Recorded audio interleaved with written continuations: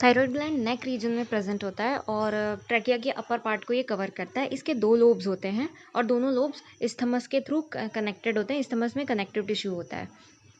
Wait 20 से 40 ग्राम के बीच में रेंज करता है। फीमेल्स में इसका साइज़ ज़्यादा होता है और फंक्शनली ये मोर एक्टिव होता है during pregnancy and lactation.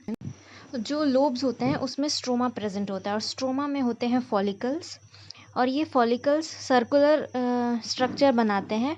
Follicular sales जो होते हैं वो क्यूबॉइडल सेल्स होते हैं और वो राउंडेड स्ट्रक्चर है और उसके बीच में एक ल्यूमेन या कैविटी प्रेजेंट है। और फॉलिकल्स के आसपास जो सेल्स प्रेजेंट होते हैं, जो डायग्राम में ब्लू कलर से दिख रहे हैं, वो होते हैं पैराफॉलिकुलर सेल्स। जो फॉलिकुलर सेल्स होते हैं जो पिंक कलर से दिख रहे हैं वो T3 और T4 हार्मोन बनाते हैं और जो पैराफॉलिकुलर सेल्स हैं वो कैल्सिटोनिन फॉर्म करते हैं। नाउ T3 T4 हार्मोन्स की बात करते हैं। दोनों टायरोसिन अमीनो एसिड के डेरिवेटिव्स होते हैं।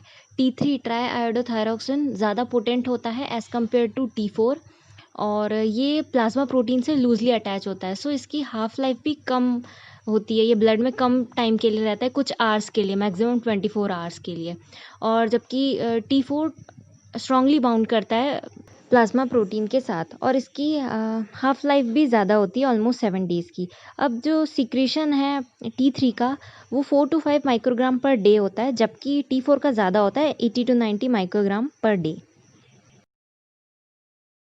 ना हम देखेंगे कि T3 T4 ये जो थायराइड हार्मोन्स है वो बनते कैसे। तो इनकी बनने की टोटल 6 स्टेप्स होती हैं। फर्स्ट स्टेप है थायरोग्लोबुलिन सिंथेसिस। ये बनेगा फॉलिकुलर सेल्स में। अब जो फॉलिकुलर सेल का डीएनए है वो एमआरएनए बनाएगा, फिर उससे प्रोटीन बनेगा, फिर उस प्रोटीन की पैकेजिंग प्रोसेसिंग वगैरह होगी ईआर और गोल्जी में और फाइनली एक ग्लाइकोप्रोटीन बनेगा। ये थायरोग्लोबिन एक ग्लाइकोप्रोटीन है 140 अमीनो एसिड्स का। नेक्स्ट स्टेप है आयोडाइड ट्रैपिंग। जो आयोडाइड आयन प्रेजेंट है ब्लड में वो अब फॉलिकुलर सेल्स के अंदर आएगा। सोडियम आयोडाइड पंप के थ्रू एक्टिवली आएगा ये अगेंस्ट द ग्रेडियंट, क्योंकि फॉलिकुलर सेल्स में आयोडाइड का कंसंट्रेशन बहुत ज़्यादा होता है, 30 टाइम्स ज़्यादा एज कंपेयर टू ब्लड। अब थर्ड स्टेप में इस आयोडाइड का ऑक्सीडेशन होगा। आयोडाइड आयोडीन में I2 में कन्वर्ट होगा by the presence of enzyme thyroid peroxidase. अभी ये जो आयोडीन फॉर्म हुआ है वो फॉलिकुलर सेल्स में ही है। अब ये जाएगा फॉलिकुलर कैविटी में या ल्यूमेन में आयोडाइड क्लोराइड पंप के थ्रू, जिसका दूसरा नाम पेंड्रिन भी है। इस पंप के थ्रू ये कैविटी में आएगा, फिर ये अब इसका बाइंडिंग होगी टायरोसिन से नेक्स्ट स्टेज में। इस प्रोसेस को ही आयोडीनेशन बोलते हैं और iodination occurs in the presence of enzyme iodinase. Sorry, एक चीज़ यहाँ पे मिस कर दी कि ये टायरोसिन है कहाँ पे। टायरोसिन अमीनो एसिड जो है वो थायरोग्लोबुलिन चेन पे जगह जगह पे लगा हुआ है, बहुत ही अबंडेंट होता है।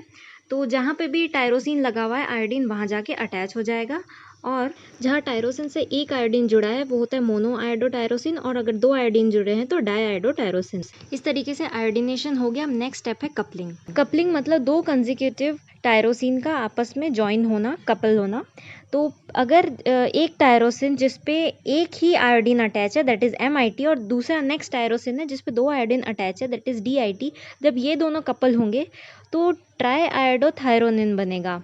क्योंकि 3 आयोडीन है, पहले का 1 दूसरे के 2।